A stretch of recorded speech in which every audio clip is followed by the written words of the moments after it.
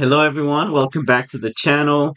It's a brand new year, so we're starting out fresh. I hope everyone had a great holiday season. I have been busy and that's why I've been slacking on the videos, but I do appreciate you watching and the support. It does mean a lot for the channel. So we're gonna dive into part four of our quantum comparison stocks. Today, I am adding a new stock, so stick around to find out which one it is. But I'm also changing the metrics as well. I'm adding a different metric to kind of better evaluate these quantum computer stocks. So if that's something you're interested in, make sure you stick around and let's dive right in.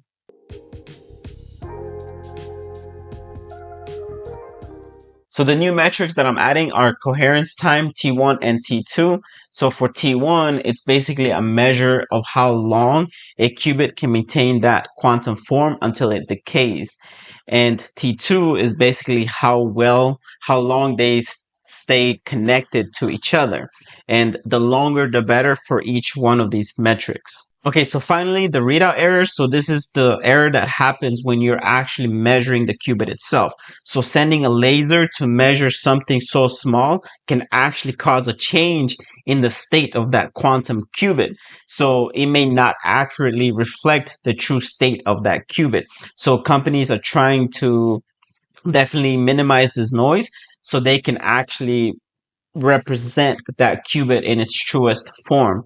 And it's been really hard. So for this instance, the lower the readout error, the better. Okay, so the stock that we're adding is International Business Machine Corporation, or IBM. And they are actually a very diversified company. They have many sectors that they're involved in.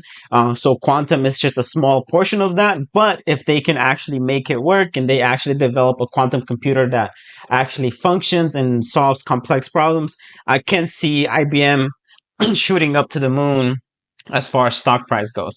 But as of right now, we'll compare it and see how it compares to the other quantum stocks. So starting with the qubit count. The qubit count for IBM is 156. The highest physical qubits on this list is D-Wave Quantum with 5,000 physical qubits. Moving on to gate fidelity average, IBM is at 99.896%. But the most accurate one on this list is Alphabet at 99.91%. And the second highest is IONQ at 99.6%. And D-Wave is the worst one at 94%. Their one quantum gate fidelity, IBM actually didn't provide one for us. So if you find it, let me know and I can update this later. But as of right now, I just couldn't put anything on here. But for one quantum gate fidelity, accuracy percentage is IONQ at 99.98%. And we have Willow from Alphabet at 99.96% using the random circuit sampling benchmark.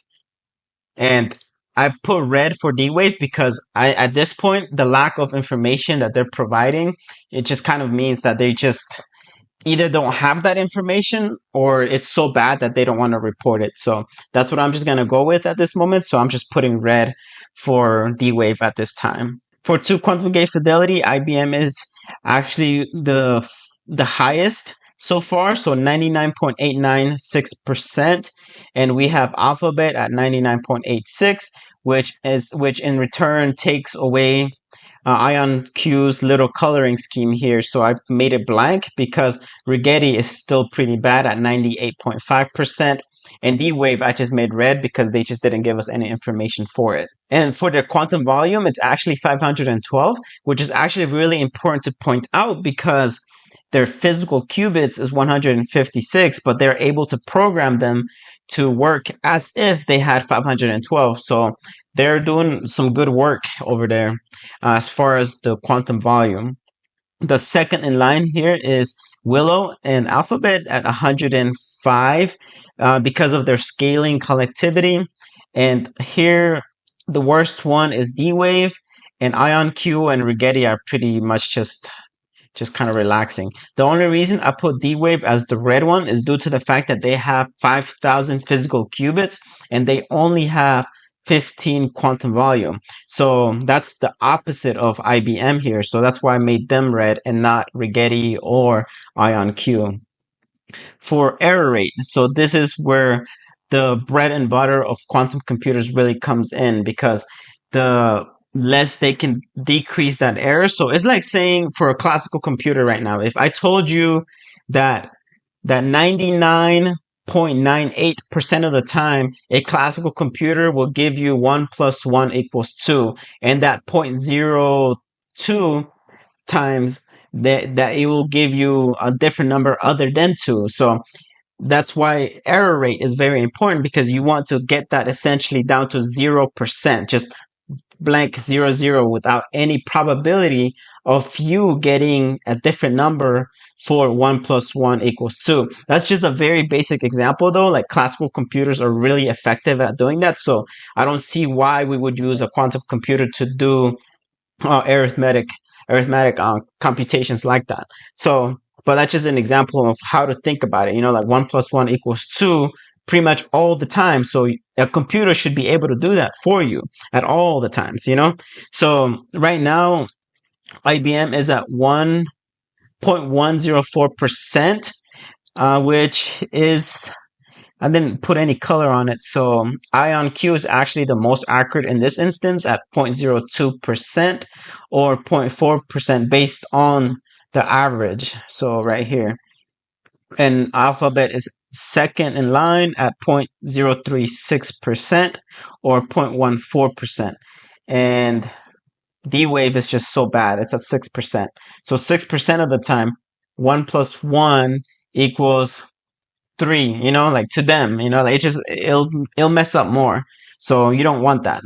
Okay, the next metric is coherence time. So I do want to express again that coherence time, I believe, is a way better metric to use at these phases of quantum computer development, because right now we haven't really solved any real complex problems, unless you've read of one and I'm not aware. So just let me know in the comment section below.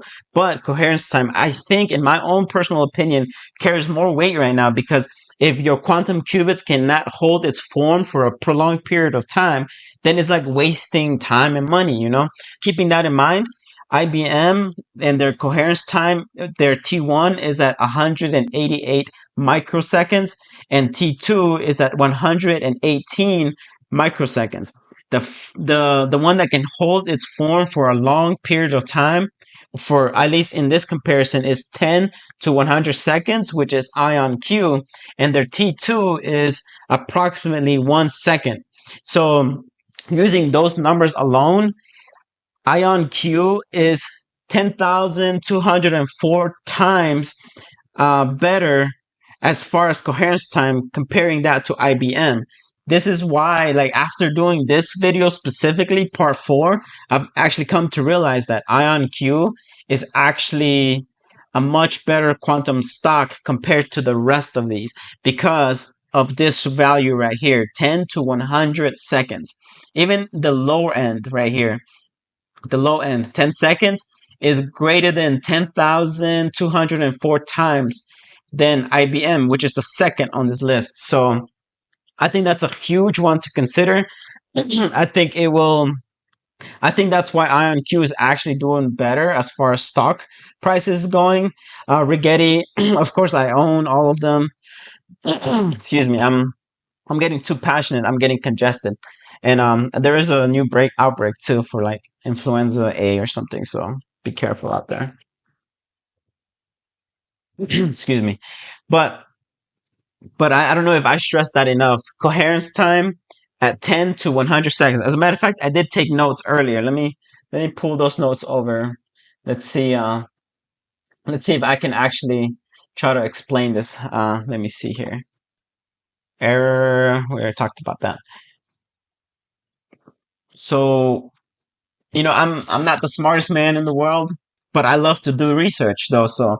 And I like to break it down to where I understand it as well. So microseconds versus seconds. So a microsecond is a millionth of a second. To visualize this, 1 second equals 1 million microseconds, and 1 microsecond equals 0.000001 seconds. So in essence, 1 second is 10,204 times longer than 98 microseconds. And that's actually Willow. I used Willow as a comparison in this example right here. But it just comes to show like 10 seconds. So that this is just 1 second.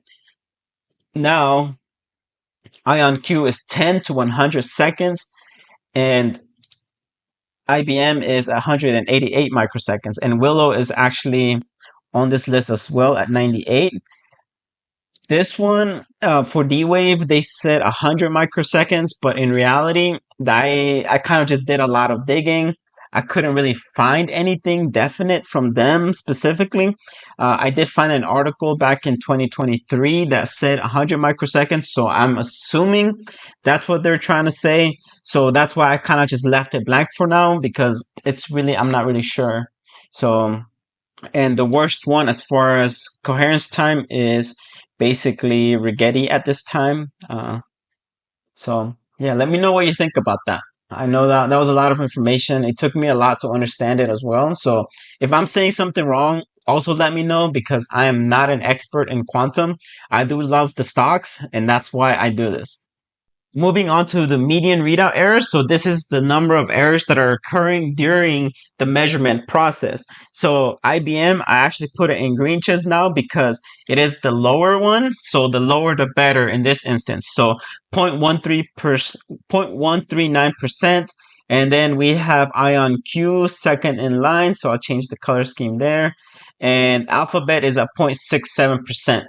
And that's less than 1%, but that's still a big impact, especially if you're going to do computations that will have millions of datas, of constraints, of variables. So after a while, 0.67% actually will add up. So that's why you want to get it as low as possible. And this one is very like qualitative information. Is just kind of based on my opinion. Do I think they have a quantum advantage?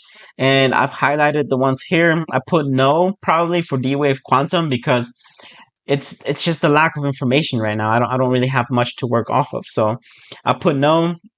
Alphabet, I would still say they have a huge advantage if just looking across the board. They do have a lot of color schemes here, so green and a little orange there. So I think Alphabet is actually pretty good. IBM is really good as well. Rigetti is still a work in progress, and I am using the Anka computer, which is 9 qubits. So I'm not even using their highest qubit count.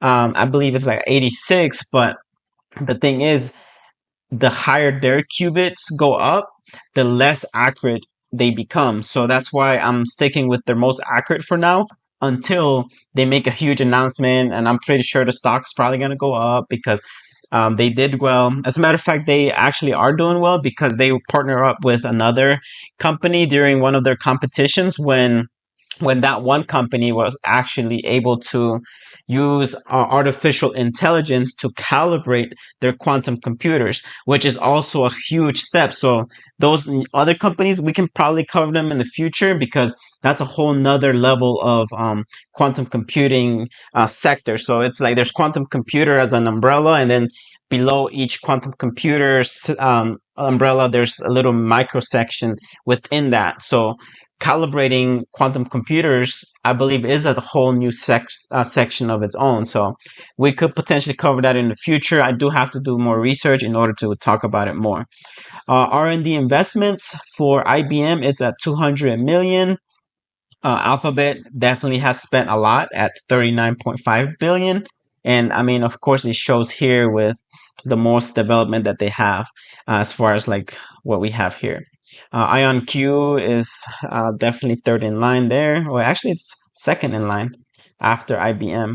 And this information is actually really hard to find as well. Like it's digging through a bunch of reports, and so I don't know if they're as accurate. They're accurate. They're not precise, I should say. So I remember learning that in chemistry.